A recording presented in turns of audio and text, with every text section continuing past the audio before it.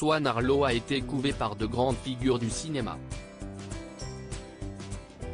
Enfant, le comédien a eu la chance de vivre au quotidien avec une immense vedette du cinéma, qui a été le compagnon de sa grand-mère en 2018. Swan Arlo a connu la consécration. À l'époque sort Petit Paysan, un long métrage d'Hubert Charuel, dans lequel le comédien incarne Pierre, la petite trentaine, éleveur de vaches laitières.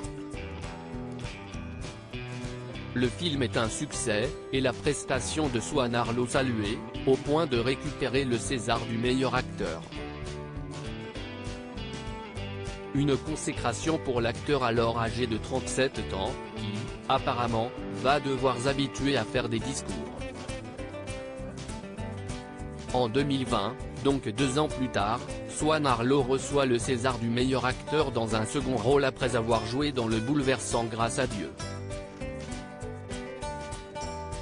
De quoi, très certainement, fait la fierté de sa famille. Il faut dire que Swan Arlo est issu d'une jolie dynastie d'artistes.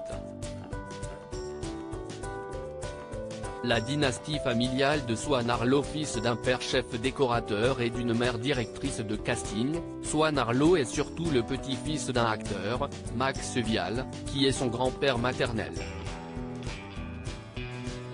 Son grand-père paternel est le scénariste suisse Rodolphe Maurice Arlo.